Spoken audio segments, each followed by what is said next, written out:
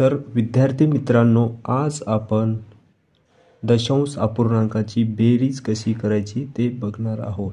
तर विद्यार्थी मित्रांनो, सर्वप्रथम आपण एक उदाहरण घेऊ। आता समजा 3.45 अधिक 20.3। आता हे काय आहे? दशांश अपूर्णांक। या दशांश अपूर्णांकाची बेरीज कशी करायची? आता सर्वप्रथम आपण काय करू, उभी मांडणी करून घेऊ। आता उभी मांडणी करताना एक लक्षात ठेवायचं की दशांश खाली दशांशच आला पाहिजे। 3.45। आता ही पहिली संख्या लिहिली आपण। आता ह्या दुसऱ्या संख्येचा दशांश कुठं आहे? ते दशांश खाली दशांश घ्यायचं आणि उजवीकडच्या ज्या संख्या त्या डावीकडून उजवीकडे लिहायचं आणि ज्या डावीकडच्या संख्या आहेत त्या उजवीकडून डावीकडे लिहायचं। आता डावीकडच्या संख्या कोणत्या आहेत? 0 आणि 2। इथे लिहायचे 0 आणि 2। आता उजवीकडच्या संख्या कोणत्या आहेत? या दशांशा उजवीकडची संख्या 3 आहे, म्हणजे ह्या दशांशा उजवीकडे लिहायचं 3। आणि ज्या अंकाखाली किंवा ज्या अंकाच्या वर दुसरा अंक नाही तिथं 0 द्यायचं, 0 0 आणि त्यांची बेरीज करून घ्यायची। आता 5ला 5, 4 आणि 3 7, दशांशला दशांश खाली घ्यायचं, 3 आणि 0 3, 2 आणि 0 2।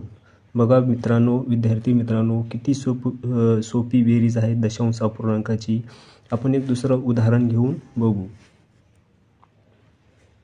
आता उदाहरणार्थ 1.04 अधिक 250.24। आता ही अपूर्णांकाची बेरीज करायची। आपला नियम काय आहे? पहिली संख्या लिहून घ्यायचं 1.04 आणि दुसरी संख्या लिहिताना काय करायचं? दशांश खाली दशांश घ्यायचं आणि डावीकडच्या ज्या संख्या आहेत त्या उजवीकडून डावीकडे लिहित जायचं आणि ज्या उजवीकडच्या संख्या आहेत ते डावीकडून उजवीकडे लिहित जायचं। आता ह्या दशांशच्या डावीकडे कोणकोणत्या संख्या आहेत? 0 5 2, 0 5 आणि 2 आणि उजवीकडच्या संख्या कोणत्या आहेत? 2 आणि 4। मग त्या दशांशच्या उजवीकडे लिहायचं 2 आणि 4। जेथे अंक नाही तिथे काय करायचं? 0 घ्यायचं, 0। ओके। आणि आता बेरीज करून घ्यायची। 4 आणि 4 8, 0 आणि 2 2, दशांशला दशांश खाली घ्यायचं, 1 आणि 0 1, 0 आणि 5 5, 0 आणि 2 2। तर बघा विद्यार्थी मित्रांनो, दशांश अपूर्णांकाची बेरीज किती सोपी आहे। आता आपण दुसऱ्या व्हिडिओमध्ये आणखी काही उदाहरणांचा अभ्यास करणार आहोत। दशांश अपूर्णांकाची बेरीज यावरच असेल आणि त्याच्यानंतर दशांश अपूर्णांकाची वजाबाकी, गुणाकार आणि भागाकार शिकणार आहोत।